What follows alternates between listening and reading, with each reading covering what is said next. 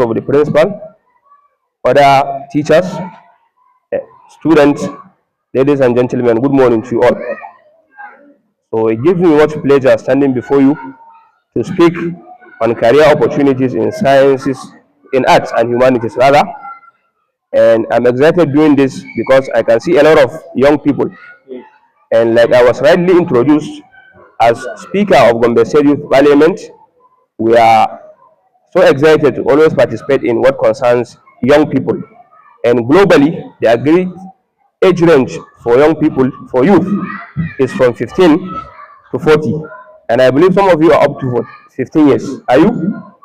Is there anyone up to 15 years? Yes, notwithstanding, you as young people, you are the youth of tomorrow.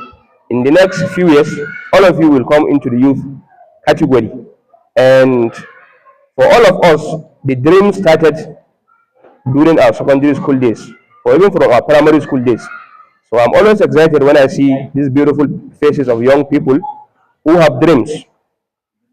Some of you are already in the senior classes, and soon you will be going to the university. So you need guidance and orientation, especially regarding your career choice. And usually, especially in this digital age, a lot of people are discouraged from going into the arts. Oh, I know that feeling. Sometimes when you study the arts, you are made to feel less of yourself, as if the most brilliant student are in the sciences. Has anyone ever felt that way? Or has anyone been influenced by that notion? I believe yes.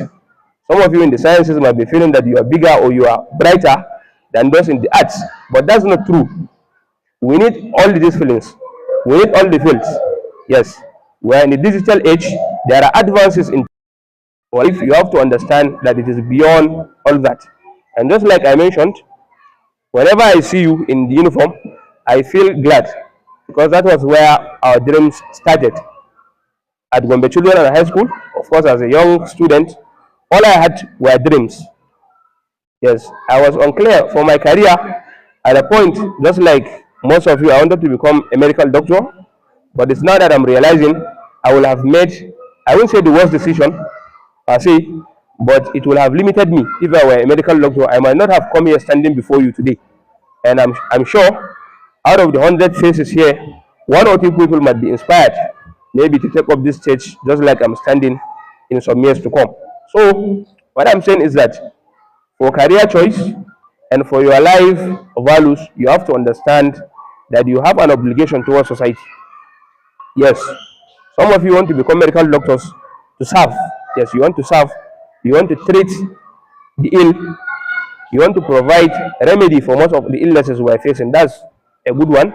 But you shouldn't base your career or your ambition based on material wealth.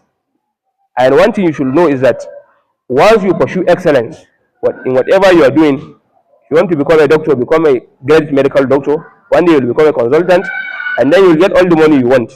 If you want to become an engineer, become a good engineer, and then you'll get the money. But don't be after money at this stage. You should be after values. And some of you should aspire to become teachers. I'm disappointed honestly. How could 100 students and there's none willing to become like their teacher? But I believe, how many of you see your teachers as role models? How many of you are inspired by your teachers' actions, by their behaviors, and by their code of conduct? How many of you? So you are not inspired by your teachers.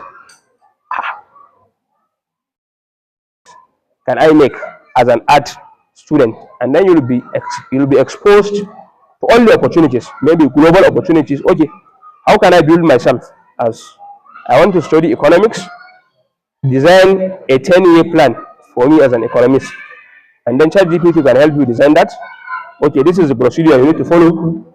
Study economics at Gombe State University or at Ahmadu Bello University Zaria or Bayero University Kano or any institution of your choice, and then look for internship opportunities and other graduate opportunities. That is for instance. And there are a lot of opportunities, of course. Most of our people lack orientation towards that. There are scholarship opportunities, even for undergraduate studies. You must not study at GSU or ABU or BUK. There are opportunities for you to study in Russia, for you to study in the United Kingdom, and even in the United States of America. What we lack basically is the orientation. And I'm really glad that your teachers are initiative for them to be coming up with career talk to give you orientation on what you should do. And yes, so there should be more of these programs where these young people will be exposed to the right tools. Most of them are brilliant, but then you'll understand that the bridge between them and their potential is the mentorship. And for us at the Gombe State Youth Parliament, we are trying to see that we provide this mentorship, not just for the youth, and of course, majority of students are youth. Although there are youth who are not students, but majority of students, 80 to 90% of students are in the youth bracket. So we try to provide that opportunity because we are representing you. The Gombe State Youth Parliament is a replica of the Gombe State House of Assembly, comprising of constituents, members from the 24 constituencies of the state, and is a leadership training ground. But the most important thing for you, I think, at this moment, beyond thinking about your career, is to focus on excelling as a student. When you excel, as you are moving forward, you'll be having a clearer picture of what you really need to do. But then go and study economics, study history, study political science, study sociology. You can work as a policy maker.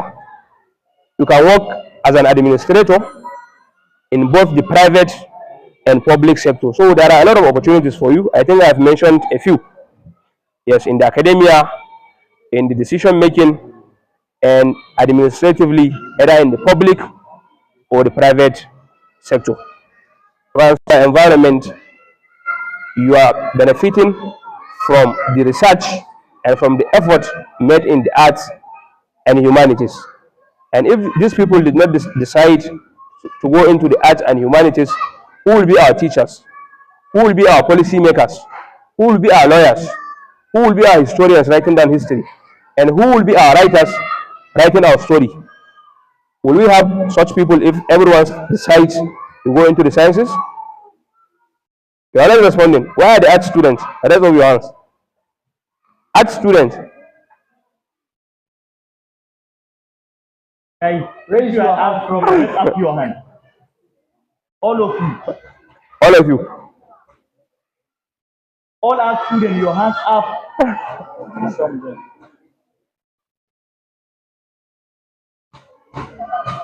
Yes. So I congratulate you once again, and I'm really encouraging you to keep doing what you are doing. If I had the chance now, I studied environmental sciences in my first degree.